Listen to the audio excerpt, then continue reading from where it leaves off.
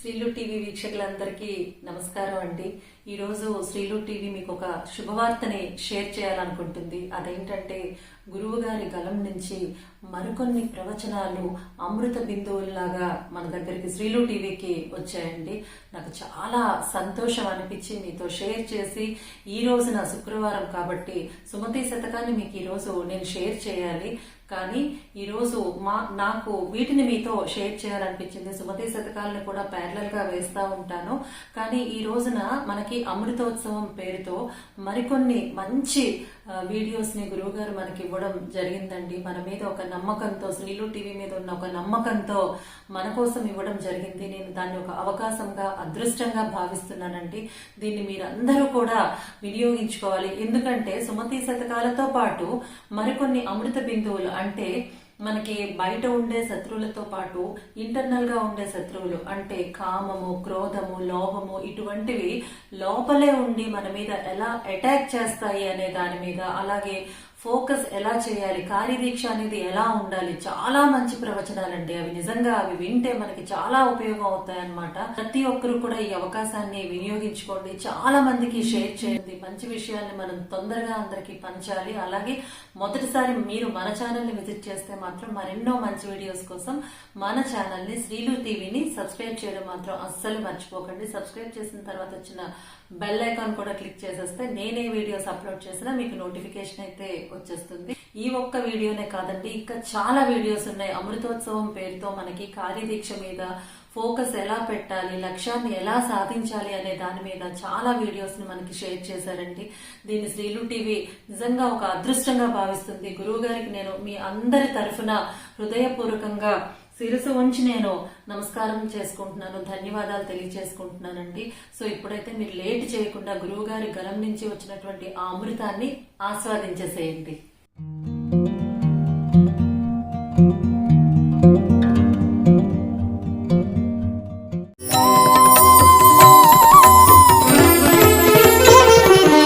ఆపదామపహర్తారం దాతారం సర్వసంపదాం లోకాభిరామం శ్రీరామం భూయో భూయో నమామ్యహం. హరి ఓం. మనుష్యుని యొక్క జీవితం ఫలవంతం కావడానికి కొన్ని విషయాల పట్ల పరమ జాగరూకుడై ఉండాలి. జీవితంలో ఏ విషయాన్నైనా సాధించుకోవడానికి కానీ, అసలు భగవంతుడిచ్చినటువంటి అపురూపమైనటువంటి ఈ మనుష్య శరీరాన్ని ఏ లక్ష్య సాధన కొరకు ఉపయోగించుకోవాలో అటువంటి లక్ష్య సాధన కొరకు ఉపయోగించుకోవడంలో కానీ, ఒక కార్యక్రమాన్ని జరగకుండా చూడడానికి బయట శత్రువులు ఎలా పొంచి ఉంటారో అలాగే లోపల కూడా కొంతమంది శత్రువులు పొంచి ఉంటారు. బయట ఉన్న శత్రువుని గుర్తుపట్టడం తేలిక. అతని పట్ల అప్రమత్తుడై ఉండడానికి కొంత ప్రయత్నం చెయ్యవచ్చు. కానీ లోపలే కూర్చుని ఉండేటటువంటి శత్రువుల పట్ల జాగ్రత్త వహించడానికి ఎంతో సావధాన చిత్తం అవసరం. శంకర భగవత్పాదులు మనలోనే కూర్చుని ఉండేటటువంటి కొంతమంది శత్రువుల గురించి ప్రస్తావిస్తూ, కామక్రోధశ్చ లోభశ్చ దేహే తిష్టంతి తస్కరాః జ్ఞానరత్నాపహారాయ తస్మాత్ జాగ్రత్త జాగ్రత్త అంటారు. మనలోనే ఉండేటటువంటి ప్రధానమైనటువంటి శత్రువులు ఎవరు అంటే కామక్రోధశ్చ లోభశ్చ. కామము, క్రోధము, లోభము, ఇవి మూడు పరమభయంకరమైనటువంటి శత్రువులు. వీళ్ళు బయట నుంచి లోపలికి రారు, వాళ్ళు ఇక్కడే హృదయంలో కూర్చుని ఉంటారు. అవకాశం కోసం ఎదురు చూస్తూ ఉంటారు.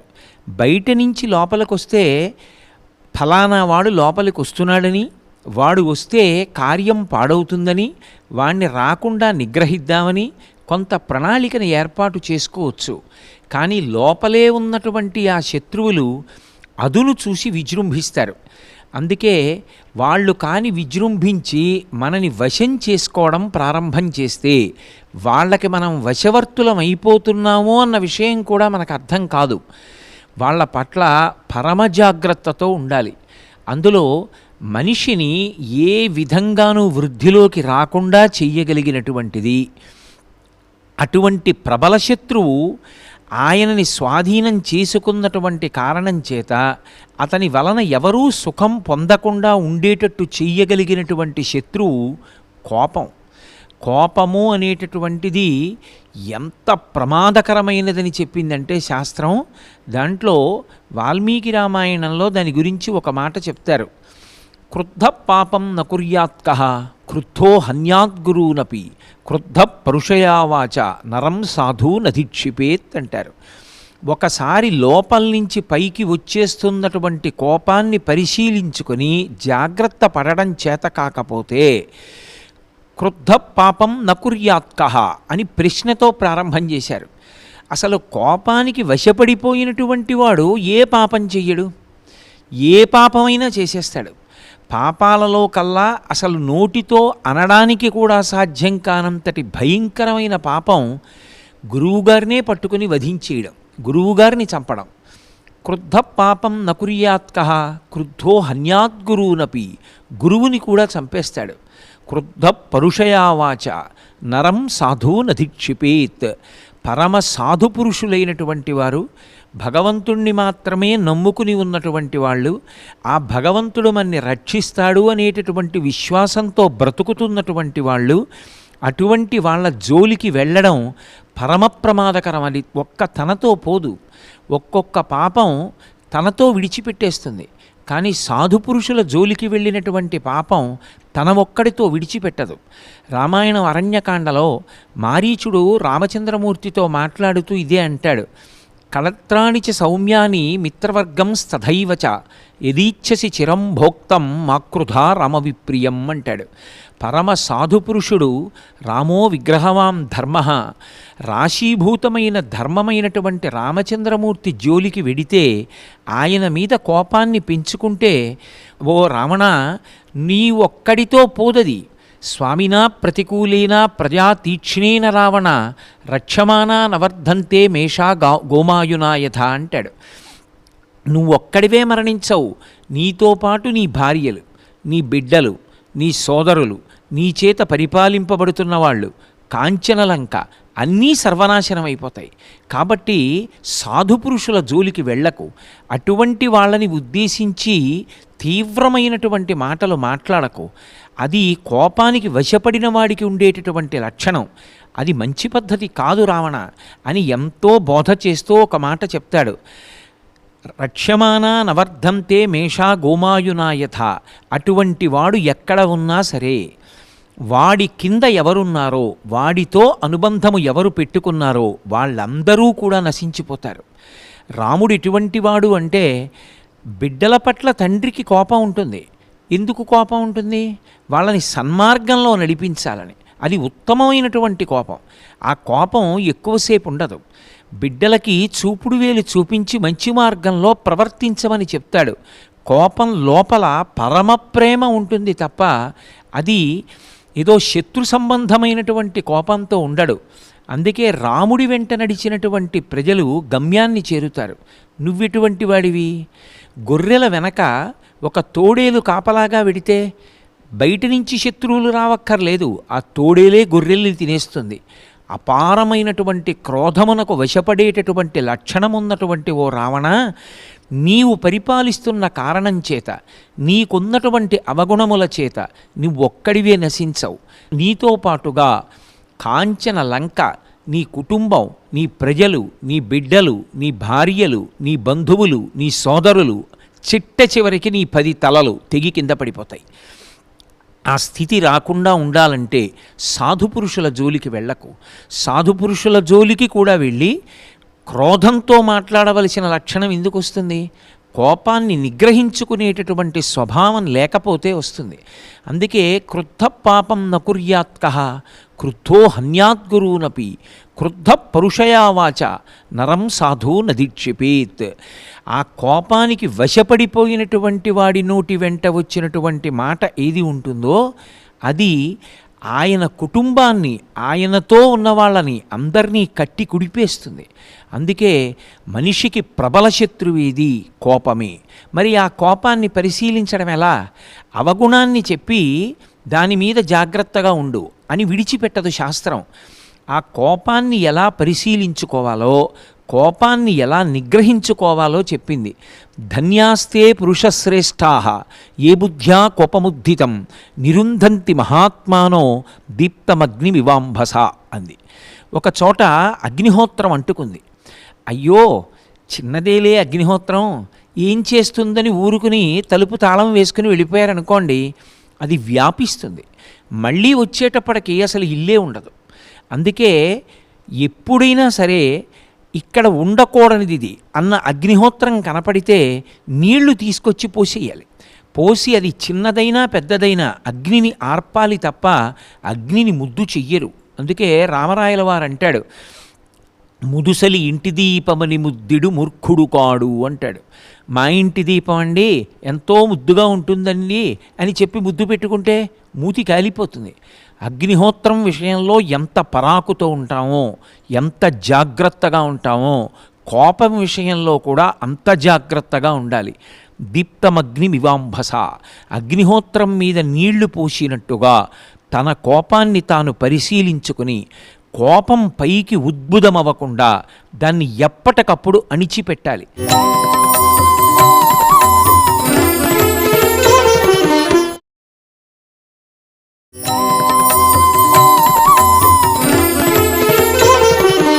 అగ్నిహోత్రం మీద నీళ్లు పోసినట్టుగా తన కోపాన్ని తాను పరిశీలించుకుని కోపం పైకి ఉద్భుతమవ్వకుండా దాన్ని ఎప్పటికప్పుడు అణిచిపెట్టాలి.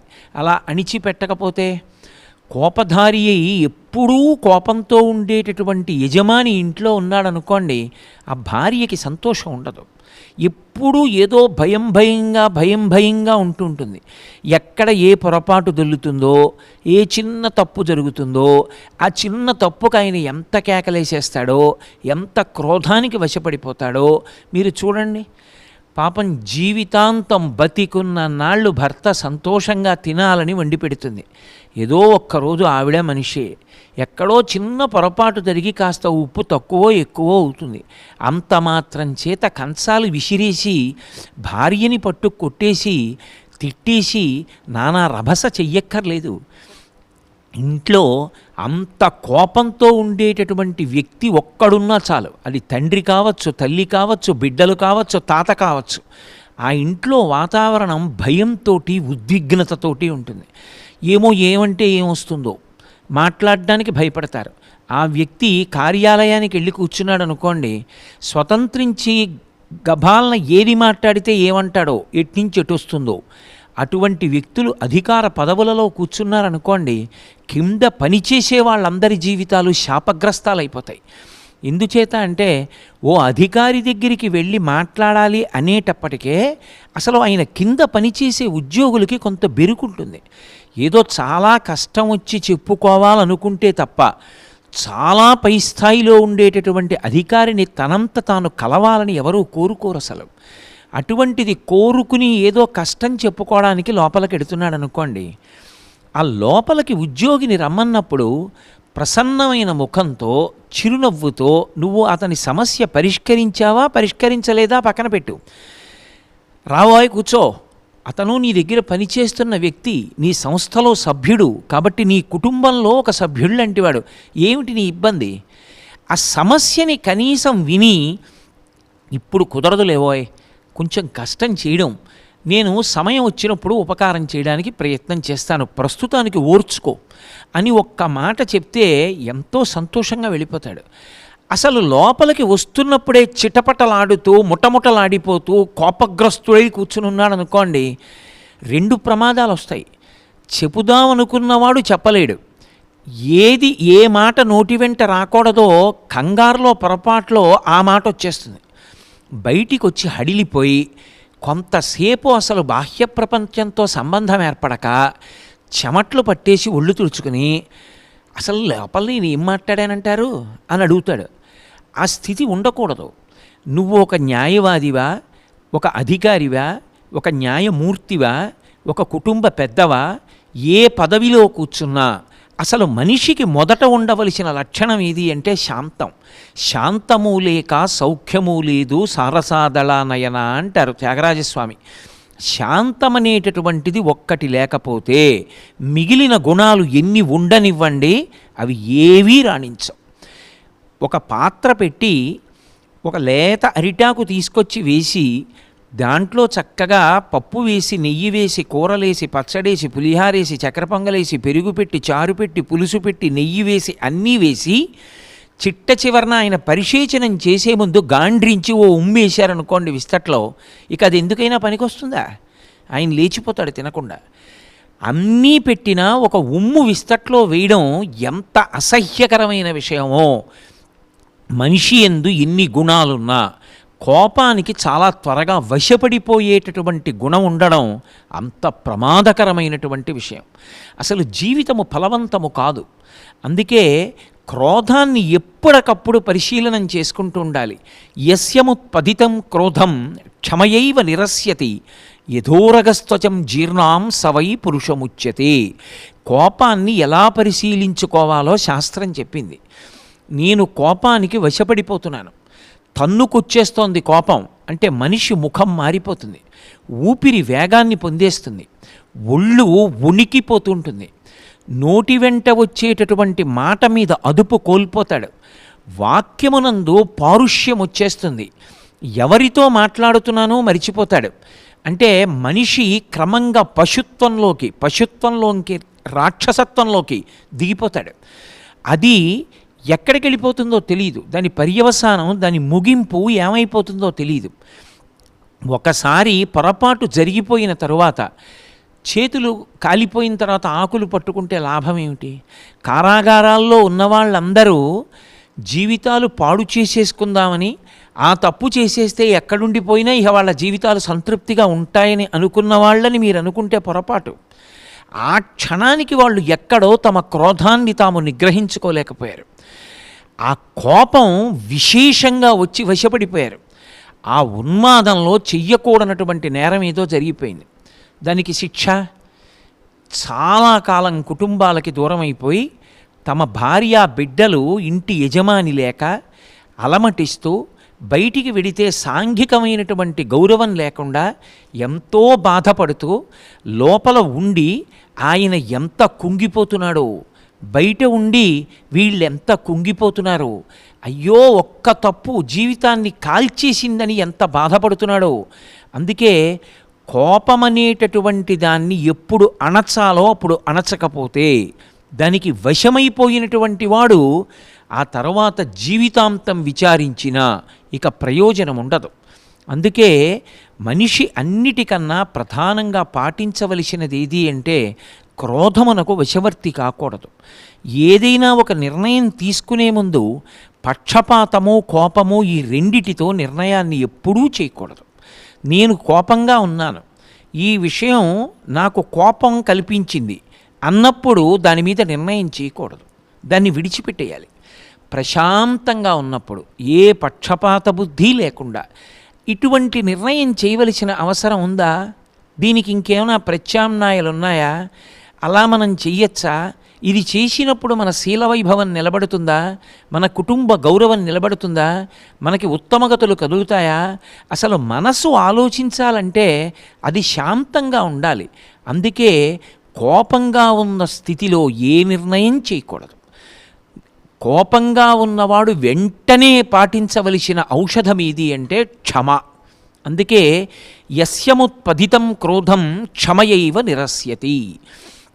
వెంటనే జ్ఞాపకం ఏం తెచ్చుకోవాలంటే సహనం, ఓర్పు పట్టు. నీకు చాలా కోపం వచ్చింది కానీ దానికి వశపడకు. ఈ విషయాన్ని నా మనసులోకి రానివ్వను, దీనితో సంగం పెట్టుకోకుండా ఓర్పుతో దాని విషయంలో ప్రతిస్పందన లేదు, అది అలా పక్కన ఉంచేస్తాను, పరమశాంతంగా ఉన్నప్పుడు ఆలోచిస్తాను అని ఓర్పు చేత కష్టాన్ని అధిగమించు, ఓర్పు చేత కోపాన్ని పక్కన పెట్టు. కోపాన్ని గెలవడానికి సాధనం ఏది అంటే కేవలముగా సహనం ఒక్కటే. ఎక్కడ ఓర్పు ఉన్నదో అక్కడ కోపానికి వశపడేటటువంటి స్వభావం ఉండదు.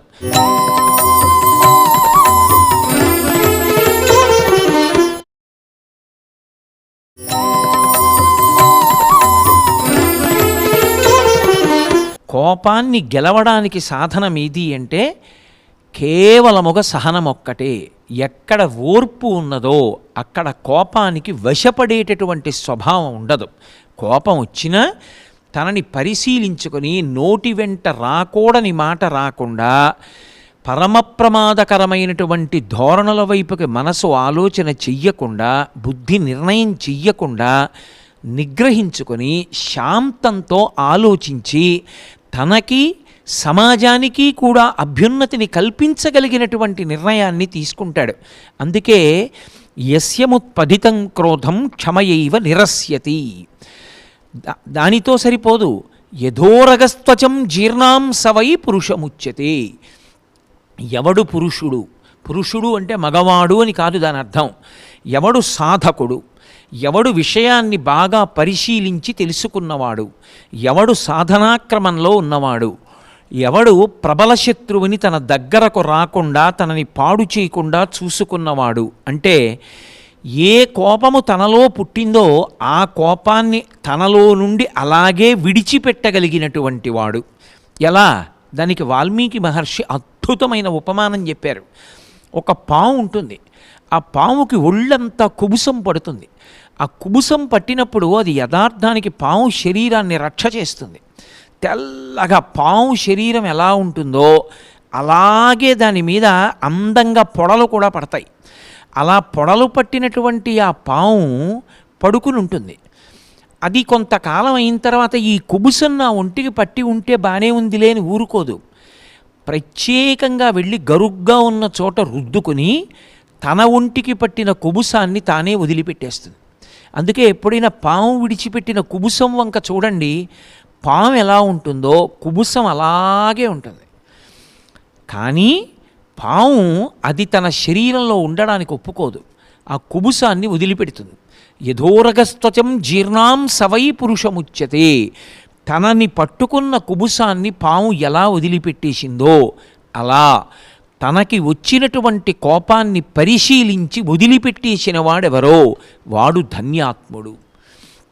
ఎందుచేత వాడొక్కడే దానివల్ల ప్రయోజనం పొందడం కాదు, వాడు ఎక్కడ ఉన్నాడో అక్కడ లక్ష్మి ఉంటుంది. ఎందుచేత ఎప్పుడూ శాంతంగా ప్రశాంతంగా ఉండే వ్యక్తి ఉన్నాడనుకోండి, ఏదో పొరపాటు జరిగింది. పొరపాటు జరగకుండా ఎలా ఉంటుంది? అసలు ఈ సృష్టిలో ఏ మనుష్యుడు కూడా ఏదో కారణజన్ములైనటువంటి వామదేవుడు శుకబ్రహ్మ వంటి వారు తప్ప పుట్టుక చేత ఏ అవగుణం లేనివాడు, ఎప్పుడూ తప్పు చెయ్యనివాడు లోకంలో ఎలా ఉంటాడు? ఉండడు. అందుకే ఇంగ్లీష్లో మాట చెప్తూ ఉంటారు, every human being is supposed to be the composition of both good and bad. Nobody is an embodiment of total goodness Nar total badness. ఒక వ్యక్తి ఎప్పుడైనా సరే మంచి చెడుల యొక్క సమాహారంగా ఉంటాడు. పూర్తి మంచివాడు, పూర్తి చెడ్డవాడు ఎప్పుడూ ఉండడు. మనం చూసే చూపుని బట్టి ఎంత చెడ్డవాడిలోనూ వెతకగలిగితే ఎక్కడో ఒక మంచి గుణం ఉంటుంది, ఎంత మంచివాడిలోనూ ఏదో బలహీనత ఉంటుంది. సర్దుకుపోగలగడంలో ఓర్పు ఉంటుంది, ప్రశాంతత ఉంటుంది. ఆ లక్షణం ఉన్నప్పుడు ఒకరోజు వండిన వంటలో ఉప్పు తక్కువైందనుకోండి, ఏమాయ్ కొద్దిగా పరిశీలించు, ఉప్పు సరిపోయినట్లు లేదు, ఈ మాట నుంచి ఉప్పు వేసేటప్పుడు పరాకు పెట్టుకోసమా అని ఒక మాట అంటే సరిపోతుంది. ఎందుకంటే అసలు ఆ వండుతున్నది ఆయన తినడానికే, ఆ బిడ్డలు తినడానికే. ఆవిడ పరమజాగ్రత్త వహిస్తుంది. ఒక సాధువాక్కు చాలు. అన్ని వేళలా పరుషంగా మాట్లాడవలసినటువంటి అవసరం ఉండదు. కానీ ఒక్కొక్కసారి కోపం తెచ్చిపెట్టుకోవాలి. కోపం అనేటటువంటిది అసలు భగవంతుడు ఎందుకు సృష్టించాలి? అలాంటప్పుడు అసలు అది ఉండకూడని పదార్థం అనుకోండి, అసలు ఈశ్వర సృష్టిలో అది ఉండకూడదుగా. మరి అటువంటప్పుడు ఈశ్వరుడు ఎందుకు సృష్టించాడు అంటే కోపం వ్యవస్థని చక్కదిద్దడానికి ఒక మార్గంగా స్వీకరిస్తారంతే, అంతవరకే. ఇప్పుడు నా బిడ్డలు ఉన్నారు, అమాయకత్వం, తెలిసి తెలియనితనం, ఏదో తప్పు చేశాడు. నేను క్రోధమునకు వశపడకూడదు, కోపం వచ్చిన వాళ్ళ నటించాలి. ఏరా చీల్చేస్తాను ఏమనుకుంటున్నావో అన్నాను అనుకోండి, వ్యవస్థ చక్కదిద్దబడుతుంది. ఒక్కొక్కసారి వ్యవస్థ అంతా గాడి తప్పుతోందనుకోండి, అప్పుడు కోపాన్ని నటించి మాట్లాడాలి, అంతేకాని కోపమునకు తాను వశపడిపోకూడదు. కోపమునకు వశపడిపోతే తన నోటి వెంటే అనకూడని మాటలు వస్తాయి. అసలు ఆ వాక్కుని నిర్మాణం చేసేటప్పుడు ఆ వాక్య నిర్మాణమునందు ప్రజ్ఞ ఉండదు, అదుపు తప్పిపోయి అసలు నోటి వెంట అశ్లీలమైన మాటలు కూడా వస్తాయి. అలా ఉండకుండా వ్యవస్థని చక్కదిద్దాలి అంటే కోపాన్ని ఎంతవరకు పనిముట్టుగా వాడుకోవాలో అంతవరకు పనిముట్టుగా వాడుకోవాలి. ఒక అధికారికి ఎవ్వరూ సమయానికి రావట్లేదు కార్యాలయానికి, ఎంత చెప్పినా వింటలేదు. ఒక్కసారి బయటికి వచ్చి 11 అయింది, చాలా కుర్చీలు ఖాళీ ఉన్నాయి, తాను మధ్యలో నిలబడి లేచి రండి అనో, లేకపోతే తాను వెళ్ళి గేటు దగ్గర నించునో, 11 తర్వాత వస్తున్న వాళ్ళందరి వంక తీవ్రంగా చూసి, నేను ఎన్నో మార్లు చెప్పాను, మీ పేర్లు వ్రాసుకుంటున్నాను, ఇది ఆఖరి పర్యాయం, మీరు దిద్దుకోకపోతే చాలా తీవ్రంగా ఉంటాయి, ఆ తర్వాత నా దగ్గరికి వచ్చి బతిమాలుకునే ప్రయోజనం లేదు అని ఇలా వేలు చూపించాడనుకోండి, వ్యవస్థ దిద్దబడుతుంది. ఆయన నిజంగా కోపానికి వశపడిపోయి అనుకుంటున్నారా? అలా అనాలి. ఎందుకని? వ్యవస్థని దిద్దాలి. ఒక అధికారి ఎందుకుంటాడంటే వ్యక్తిగత ప్రయోజనాల్ని సంస్థ ప్రయోజనాల్ని సమ్మిళితం చేసి యువతల తన ఉద్యోగుల యొక్క వ్యక్తిగతమైన విషయాల పట్ల జాగరూకుడై ఉండాలి. ఆయన చూడకపోతే ఎవరు చూస్తారు? అలాగని సంస్థ యొక్క లక్ష్యాలు విడిచిపెట్టకూడదు. ఈ రెండిటిని సమన్వయం చేయడం అధికారి యొక్క గొప్పతనం. అక్కడుంటుంది అసలు ఆయన యొక్క నైపుణ్యం అంతా. కాబట్టి ఇప్పుడు ఎవరు వేళకి రావాలో వాళ్ళు వచ్చేట్టు చూడాలి. నిజంగా 6 నెలలు రోగగ్రస్తుడైపోయాడు, పాపం ఆయన రాలేడు, ఏ రిక్షాయో ఎక్కి రావాలి, అటువంటి వాడు కొంచెం ఆలస్యంగా వచ్చాడు, అప్పుడు ఆయనకి కూడా ఇలా అనక్కర్లేదు అంటే చాలు. ఎవరంటారు ఆయన్ని? ఈయన విషయంలో అలా ఎందుకన్నావు అని ఎవరంటారు? ఎవరు అనరు. అందుకే తాను కోపమునకు వశపడకూడదు, కోపాన్ని సాధనంగా మాత్రమే వాడాలి, వాడి వ్యవస్థని దిద్దాలి. అది ఒక ఉపకరణం కింద వాడుకున్నాను అనుకోండి, ఇక దాని అవసరం అయిపోయింది, తీసి పక్కన పెట్టేస్తాను. నేను నా కార్యాలయానికి వెళ్ళాను అనుకోండి, సాయంకాలం 5:30 వరకు నేను వ్రాసే పర్యంతము పెన్ను జేబులో పెట్టుకుంటాను, చేత్తో పట్టుకుంటాను, అయిపోయింది. 5:30కి ఆఫీస్ విడిచిపెట్టి వచ్చేస్తున్నాను, మూత పెట్టేసి సరువులో పెట్టేసి తాళం వేసుకొని వచ్చేస్తాను. ఎందుకు ఇంకా నాకు? ఇంటికి వచ్చేసిన తర్వాత పెన్ అవసరం ఉంటే ఇంట్లో పెన్ ఉంటుంది, మళ్ళీ ఇక జేబులో అక్కర్లేదు, పెట్టేసి వచ్చేస్తాను. ఆఫీస్కి ఏదో మోటార్ సైకిల్ మీద వెళ్ళాను, అయ్యో మోటార్ సైకిలా, నన్ను కార్యాలయానికి తీసుకొచ్చావు, పాప నిన్ను ఇలా వదిలేయడం ఏమిటి, నువ్వురా, నేను కూర్చునే కుర్చీ పక్కన నించో అని తీసుకెడతానా? అక్కడతో వదిలేస్తాను. మళ్ళీ ఇంటికి వెళ్ళేటప్పుడు దాని మీద కూర్చుంటాను. పనిముట్టయితే ఎంతవరకు వాడాలో అంతవరకు వాడతాం. అలాగే కోపము పనిముట్టు, కోపము ఎంతవరకు వాడాలో అంతవరకే వాడుకుంటారు పెద్దలు. అందుకే రామచంద్రమూర్తి యందు ఉన్న చాలా గొప్ప గుణంగా దేన్ని చెప్తారంటే, కోన్వస్మిన్ సంప్రదం లోకే గుణవాన్ కశ్చ వీర్యవాం ధర్మజ్ఞశ్చ కృతజ్ఞశ్చ సత్యవాక్యో దృఢవ్రతః చారిత్రేణ చ కో యుక్తః సర్వభూతేషు కోహితః విద్వాన్ కః కస్సమర్థశ్చ కశ్చైక ప్రియదర్శనః ఆత్మవాన్ కో ద్యుతిమాన్ కో ననసూయకః కస్య బిభ్యతి దేవాశ్చ జాతరోషస్య సంయుగే. ఆయన కోపాన్ని తెచ్చిపెట్టుకుంటాడు, నిజంగా ఆయన క్రోధమునకు వశము కాడు. అలా వశము కాకుండా కేవలం కోపాన్ని తెచ్చిపెట్టుకొని కళ్ళు పెద్దవి చేసిలా చూశాడో అంతే, వ్యవస్థ చక్కబడిపోతుంది. అక్కడ వరకే కోపాన్ని వాడాలి. అమ్మ బాబోయ్ నాన్నగారికి కోపం వచ్చిందంటే అని బిడ్డలు సక్రమంగా ఉండాలి. అంతేకాని నాన్నగారు క్రోధానికి వశపడిపోయి బిడ్డల్ని కొట్టేసేటప్పుడు ఎక్కడ కొడుతున్నాడో ఎక్కడ కొట్టకూడదో కూడా చూడకుండా కొట్టేసి పిల్లవాడికి ఒక కన్ను పోయిన తర్వాత తండ్రి జీవితాంతం ఏడిస్తే ప్రయోజనం ఏముంటుంది? కాబట్టి ఎక్కడ వరకు కోపాన్ని వాడుకోవాలో అక్కడ వరకే కోపాన్ని వాడాలి తప్ప అంతక మించి వాడుకుంటే కోపానికి వశపడిపోతాడు. అందుకే సాధనాక్రమంలో ఎవరి కోపం ఎంతసేపు ఉంటుందో పరిశీలించుకోమంది శాస్త్రం. ఉత్తమే క్షణకోపస్య మధ్యమే ఘటికాద్వయం అధమే స్యాదహోరాత్రం పాపిష్ఠే మరణాంతకః. నీ కోపం ఎంతసేపు ఉంటోంది దాన్ని బట్టి నువ్వెవరు తెలిసిపోతుంది.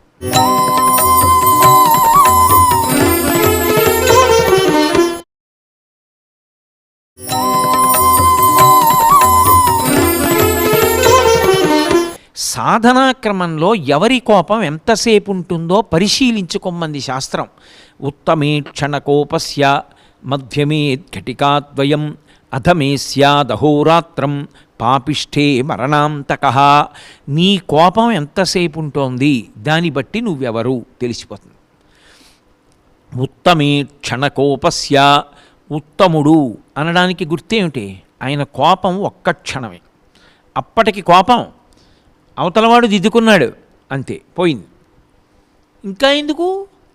ఎప్పుడో ఎక్కడో ఏదో జరిగిందని పట్టుకు పీక్కుంటూ కూర్చుంటే అదే జీవితం కాదు. అందుకే ఉత్తమే క్షణకోపస్య, ఉత్తముడికి ఒక్క క్షణమే కోపం. మధ్యమే ఘటికాద్వయం, మధ్యముడైతే 2 గడియలు ఉంటుంది కోపం. గడియ అంటే 24 నిమిషాలు, 2 గడియలంటే 48 నిమిషాలు. ఆయన కోపం ఎంతసేపు ఉంటుంది అంటే 48 నిమిషాలు ఉంటుంది. అధమే స్యాదహోరాత్రం, అధముడైన వాడైతే ఒక రాత్రి ఒక పగలు ఉంటుంది. పాపిష్ఠే మరణాంతక, వాడు పరమ పాపిష్టివాడు అని గుర్తేమిటంటే వాడు చచ్చిపోయే వరకు మనసులో ఆ కోపం అలాగే పెట్టుకుంటాడు. ఆఖరికి ఏమవుతుందంటే జన్మాంతాని వైరాణి, వాడి శరీరం పడిపోతేనే వాడికి ఆ కోపం పోతుంది. ఇహ లేవదుగా, ఇహ లేచేం చేయదుగా. అందుకని ఆ శరీరం పడిపోయే వరకు ఆ కోపంతో ఊగిపోతూనే ఉంటాడు. కాబట్టి కోపము ఉండడం గొప్ప లక్షణం కాదు. నాకు చాలా కోపం అండి అని చెప్పుకోవడానికి సిగ్గుపడాలి తప్ప, నాకు చాలా కోపం అండి అని చెప్పుకోవడానికి అది ఆభరణం కాదు, అది సుగుణం కాదు. ఎంత తొందరగా దాన్ని గ్రహిస్తే మనిషి అంత వృద్ధిలోకి వస్తాడు. అందుకే కోపము ప్రబల శత్రువు. కోపము మనిషిని అధమాధమైనటువంటి స్థితికి ఈడ్చేస్తుంది. ఎంత పైకి ఎక్కనివ్వండి, ఎప్పుడు జారిపోతుంది ఎవ్వరూ చెప్పలేరు. రామకృష్ణ పరమహంస ఒక కథ చెప్తుండేవారు. వెనకటికి ఒక ఉడుము ఒకటి బయట తిరుగుతోంది. పిల్లలు పట్టుకున్నారు ఆ ఉడుముని. పట్టుకుని ఆ ఉడుము తోకకి ఒక పెద్ద రాయి కట్టారు. ఇప్పుడు ఆ ఉడుము గోడెక్కుదామని ఇలా 4 అడుగులు వేసేది. తోకకి బరువు ఉంది, కింద పడిపోయేది. తోకకి బరువున్న కారణం చేత ఉడుము ఎప్పటికీ గోడెక్కలేదు, ఎందుకంటే తోక బరువు. కోపం మనస్సుని స్వాధీనం చేసుకోగలిగినటువంటి బలహీనత ఉన్నటువంటి వాడు జీవితంలో అభ్యున్నతిని పొందలేడు. 4 అడుగులు వేస్తాడు, ఎక్కడో ఎవరి మీదో కోపడతాడు, మళ్ళీ మొదటికి వస్తాడు. మళ్ళీ 2 అడుగులు వేస్తాడు, మళ్ళీ ఎవరి మీదో కోపడతాడు, మళ్ళీ వెనక్కి ఎడతాడు. ఓ కార్యక్రమం చేసేటప్పుడు ఆయన ఎంత సమర్థవంతుడు కానివ్వండి, అయ్యా మీరు ఏమనుకోకండి కానీ ఆయన్ని మాత్రం ఇందులో ప్రవేశం ఇవ్వకండి సుమా, అకస్మాత్తుగా కోపం వస్తుంది, ఎవడి మీద అరుస్తాడో తెలియదు అంటారు. కోపం ఉన్న వ్యక్తి గురించి ఎంత భయపడతారంటే, ఆఖరికి ఇంట్లో పెళ్ళి జరుగుతుంటే తన తోడ పుట్టినవాడైనా సరే, అయ్యా మీరు 10 రోజుల ముందు పెళ్ళికి రండి అని ప్రేమగా పిలవరు. పాపం చాలా పనుల్లో ఉంటారు, బావగారు మీరు ఎక్కడ రాగలరు కానండి, ఆ వేళకు వచ్చి అక్షతలేండి బావగారు చాలు అంటారు. ఎందుకని ముందు వస్తే ఎవరితో జగడం ఆడతాడో, ఎవరితో కోప్పడతాడో, ఆ పెళ్లిలో ఏ పరువు పోతుందో, ఎందుకు వచ్చింది ఈయన అని. ఒకవేళ వచ్చిన యువతల మగపెళ్లి వారి వైపు బంధువైతే ఆడపెళ్లి వారికి చెప్తారు, అయ్యా మా వైపు ఫలానా వాడు ఉన్నాడు మాకు దగ్గరవాడు, కానీ వాడికి అయిన దానికి కాని దానికి కోపం వస్తుంది, తయ్యని లేస్తాడు, మీరు మనసులో పెట్టుకోకండి, మేమేమీ వాడికి విలువిచ్చేది లేదు, అది వాడి స్వభావం, పెద్ద అరుపులు అరుస్తాడు, కేకలేస్తాడు, మీరు ఏమీ పట్టించుకోకండి, ఓ రోజు ఉంటాడు, 2వ రోజు పోతాడు, జీవితాంతం కలిసి ఉండవలసిన వాళ్ళం మనం, వాడి గురించి ఎక్కువ పట్టించుకోకండి అంటారు. ఇది తెలియక వచ్చి కేకలేస్తాడు, నవ్వి హేళన చేసి ఊరుకుంటారు. ఎందుకు ఆ జీవితం, ఏమిటి ప్రయోజనం దానివల్ల? అది అవగుణం ముందు చెప్పబడేది ఎవరి విషయంలో అంటే కోపం ఉన్నవాడి విషయంలో. ఆయన నిజమే మంచివాడే కానండి, చాలా కోపం అండి అంటారు. మంచి వైద్యుడు రాణించడు, మంచి న్యాయవాది రాణించలేడు, మంచి కొడుకు రాణించడు, మంచి తండ్రి రాణించడు, మంచి అధికారి కానీ రాణించడు.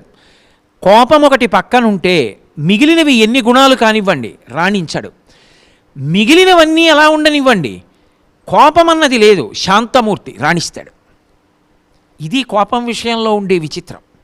మిగిలిన విషయాల జోలికి వెడితే ఆయన కన్నా సమర్థులు అలా ఉండడానికి ఎందరో ఉంటారు, కానీ ఈయన్నే ఎంచుకుంటారు. ఎందుకో తెలుసా? ఆయనతో గొడవ ఉండదండి, శాంతమూర్తి.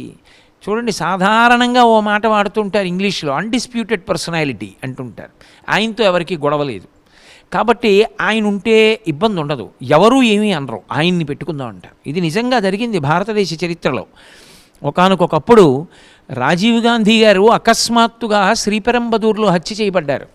ఎవరు ప్రధానమంత్రి కావాలి అంటే నిజంగా ప్రధానమంత్రి కావలసినటువంటి వ్యక్తికి వెనక ఎంతోమంది లోక్సభ సభ్యులు, రాజ్యసభ సభ్యుల యొక్క మద్దతు కావాలి.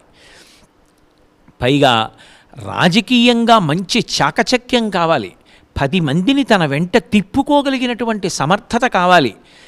ఇందులో పివి నరసింహారావు గారికి ఏమున్నాయి? పైగా అప్పటికి పివి నరసింహారావు గారు నిజంగా సన్యాసం తీసుకోవడానికి సిద్ధంగా ఉన్నారు. రాజకీయ సన్యాసం కాదు, నిజంగా సన్యాసం. కుర్తాలం పీఠానికి పీఠాధిపతిగా వెళ్ళిపోవడానికి, సన్యాసాశ్రమం తీసుకోవడానికి ఆయన సిద్ధంగా ఉన్నారు. ఆయన పుస్తకాలన్నీ కూడా లైబ్రరీలకు వెళ్ళిపోయి ఆయన ఇక సన్యాసం తీసుకోవడానికి సిద్ధంగా ఉన్న సమయంలో ఇక ఆయన ఢిల్లీ విడిచిపెట్టి వెళ్ళిపోతారు. కుర్తాళం వెళ్ళిపోయి తల మీద ఆ సాలగ్రామాన్ని పెట్టి అభిషేకం చేసి సన్యాసనామం ఇస్తారు. కాషాయం కట్టుకుని సన్యాసాశ్రమం తీసుకుని కుర్తాళం పీఠానికి వెళ్ళిపోవాలి ఆయన. ఆ సమయంలో ఉన్నారు, ఇక వెళ్ళిపోవడానికి సిద్ధంగా ఉన్నారు. అకస్మాత్తుగా రాజీవ్ గాంధీ గారు హత్య చేయబడ్డారు. ఎవరు ప్రధానమంత్రి కావాలి? పెద్ద చర్చ జరిగింది. ఎవరి పేరు చెప్పినా ఒకసారి అందులో కూర్చోపెడితే ఇక కదపడం సాధ్యం కాదు, అల్లుకుపోతాడు. దానికోసం ఆశపడుతున్న వాళ్ళు కొంతమంది ఉండకుండా ఎలా ఉంటారు? ఇక అక్కడ కూర్చోపెడితే కదపలేరు, పైగా మాట్లాడడం కష్టం. ఇంకా మంచి రాజకీయ చతురుడు.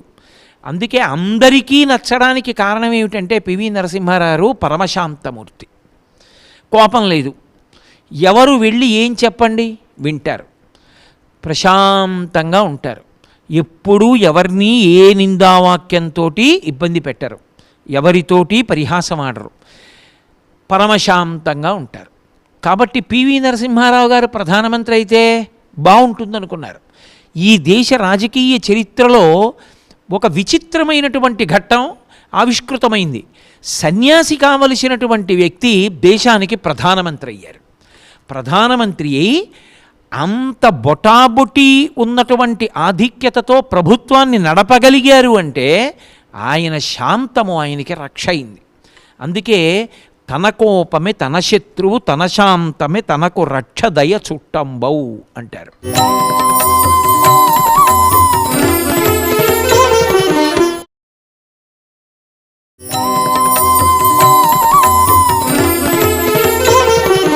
తన కోపమే తన శత్రువు, తన శాంతమే తనకు రక్షదయ చుట్టంబౌ అంటారు.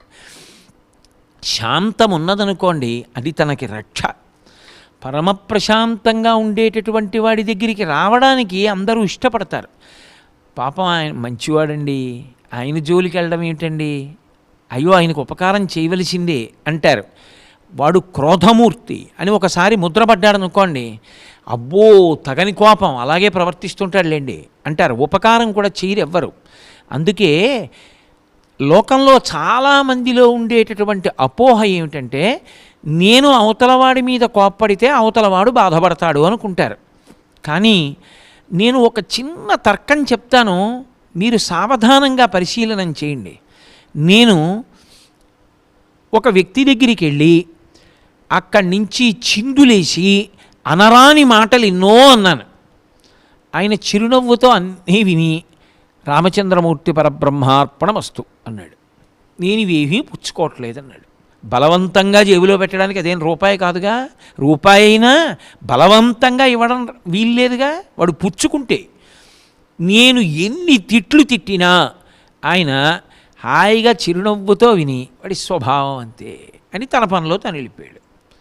ఇప్పుడు దానివల్ల ఉన్మాదం పొందేసి ఊగిపోయి అవతలవాడు తన కోపానికి ప్రభావితుడు కాలేదని ఇంకా పిచ్చెక్కిపోయి, ఇంకా కోప్పడిపోయి, ఇంకా ఊగిపోయి తన రక్తనాళాలు తానీ చిట్ల కొట్టుకునేవాడు ఎవరు?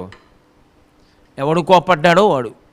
కోపం ఎవరిని పాడు చేస్తుంది అంటే, మీరు ఎవరి మీద కోప్పడ్డారో వాళ్ళని పాడు చేస్తుంది అనడానికి నమ్మకం ఏం లేదు. ఎందుకంటే ఆయన పుచ్చుకుంటే నువ్వు పాడవడానికి. ఆయన ఒక మాట అంటే తయ్యన ఆయన లేచాడు అనుకోండి, అప్పుడు చెప్పలేము. ఏమో ఆయన కోప్పడి ఈయన కోప్పడి ఇద్దరి మధ్య ఏమవుతుందో తెలియదు.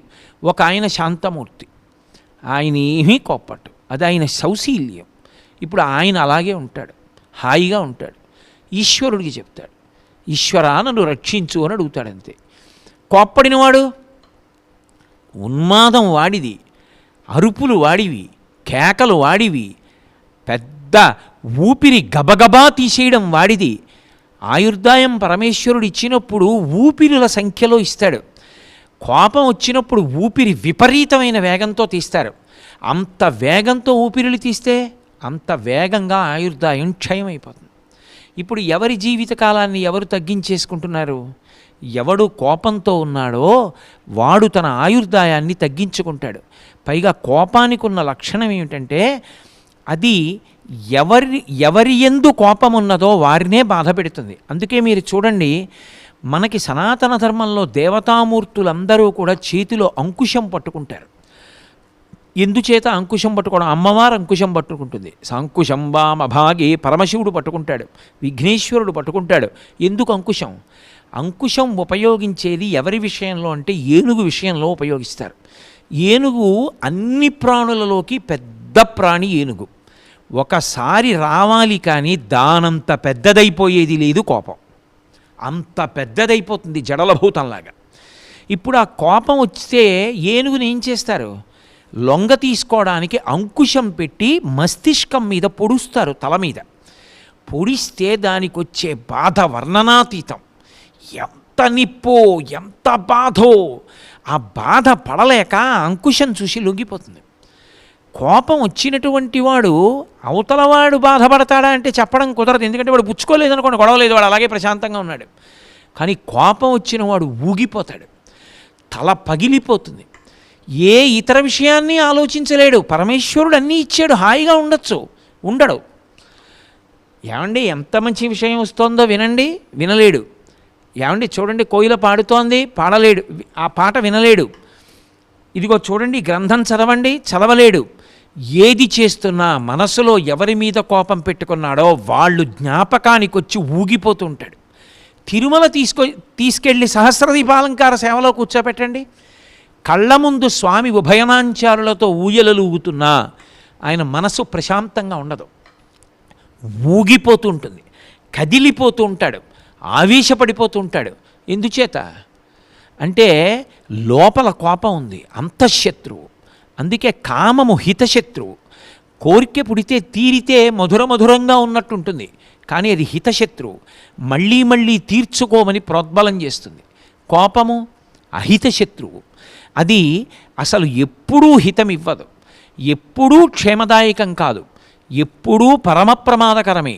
అటువంటి కోపం విషయంలో మనుష్యుడు ఎంత జాగరూకుడై ఉంటాడో, ఎంత పరిశీలనాత్మకంగా ఉంటాడో, దాన్ని అణుచుకోవడానికి ఎంత ప్రయత్నిస్తాడో, దాన్ని విడిచిపెట్టి దూరంగా ఉండవలసినటువంటి అవసరాన్ని తెలుసుకుంటాడో అప్పుడు ఆ వ్యక్తి ధన్యాత్ముడవుతాడు. అందుకే మనుష్యునికి కోపము ఉత్తమమైన కోపము అని నిర్ణయించాలంటే రెండు కారణముల చేత కోపం ఉండాలి. ఒకటి, వ్యవస్థని చక్కదిద్దడానికి కోపాన్ని నటించాలి, అంటే కోపమునకు వశపడకుండా ఉండాలి, నటించాలంతే కోపం వచ్చినట్టు. రెండవది, కోపమునకు వశపడిపోవడం కాకుండా తన కోపం మీద తనకి కోపం రావాలి. ఏమిటి నాకు ఈ దిక్కుమాలిన కోపం ఏమిటి? అయిందానికి కాందానికి కోపం ఏమిటి? అన్నిటికీ ఎగిరిగిరి పడ్డం ఏమిటి? ప్రతిదానికి అలగడం ఏమిటి? అవతలవాడిని అనరాని మాటలు అనడం ఏమిటి? ఏమిటి ఈ పరిస్థితి? ఏమిటి నాకు ఈ పిచ్చి కోపం? తప్పు, నేను ఇలా ఉండకూడదు, పోదా నాకు ఈ కోపం ఇంకా? ఏమిటి కోపం అని చెప్పి తన కోపం మీద కోపం వచ్చిందనుకోండి, అప్పుడు ఆ కోపం ఉత్తమ కోపం. ఎందుకనంటే ఒక దుర్లక్షణాన్ని విడిచిపెట్టడానికి అది కారణమవుతుంది. కాబట్టి ఆ కోపాన్ని పరిశీలనం చేసుకున్నవాడెవరో, తనలోంచి వస్తున్నటువంటి కోపాన్ని పరిశీలనం చేసిన వాడెవరో, ఎంతసేపు ఉంటోందో, ఎంత ఉన్మాదాన్ని సృష్టిస్తోందో, తను కోపంలో అన్నటువంటి మాటల చేత అవతల వారు ఎంత బాధపడుతున్నారో తెలుసుకున్నవాడెవరో వాడు ధన్యుడు. వాడి జీవితం ఫలవంతమవుతుంది. ఇక ఎన్నడూ కూడా తన నోటి వెంట అటువంటి మాట రాకుండా జాగ్రత్త పడతాడు. ఒక మనిషిని తీసుకొచ్చి కత్తితో పొడిస్తే గాయం మానేవరికే బాధ. అనకూడని మాట ఒక మాట అన్నారనుకోండి, పరమ పూజనీయుణ్ణి కీర్తివంతుణ్ణి ఒక మాట అంటే ఆ మాట అన్నందుకు ఎంత బాధపడతాడంటే కడుపున్ రంపపు కోత కోయునదియే గాయాలు కాకుండినన్.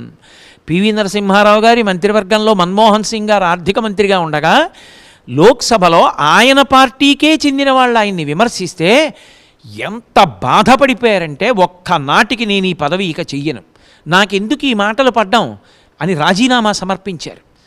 మళ్ళీ అటువంటి ఆర్థిక మంత్రి ఉంటే తప్ప దేశం నిలదొక్కుకోలేని స్థితి కనుక బ్రతిమాలి, అయ్యా ఇందులో ఉన్నటువంటి రహస్యాన్ని గమనించండి, అసలు ఎందుకు మీ జోలికి వచ్చారు అన్నది గమనించండి, అది మీ జోలికి రావడం కాదు, మీ జోలికి వచ్చినట్టు వచ్చి లోపల లక్ష్యం వేరొకరు అని కబురు చేసి ఆయనని స్వాంతనపరచి మళ్ళీ కొనసాగేటట్టు చేశారు. అంటే కీర్తివంతుడు ఉత్తముడు అయిన వ్యక్తిని క్షోభ పెట్టినా, కోపంలో అనకూడని మాట అన్నా అది ఆ వ్యక్తి ఒక్కడికి కోపం రావడమో చీకాకు రావడమో జరిగితే ఆయనతో పోదు. ఆయన చెయ్యవలసిన కర్తవ్యం చెయ్యడం, ఆయనకున్నటువంటి సమర్థతని సమాజ హితానికి వాడడం మానేస్తే నీకొచ్చిన కోపానికి సమాజం అంతా భ్రష్టుపడుతుంది. కాబట్టి ఎంతవరకు కోపాన్ని ఉంచుకోవాలో అంతవరకే కోపం ఉండాలి తప్ప పరిధి దాటకూడదు. ఆ కోపాన్ని పరిశీలనం చేసుకోవడం వచ్చినవాడెవరో ధన్యాస్తే పురుషశ్రేష్ఠాః ఏ బుద్ధ్యా కోపముద్దితం నిరుంధంతి మహాత్మానో దీప్తమగ్నిమివాంభస. అటువంటి వ్యక్తి ధన్యుడు.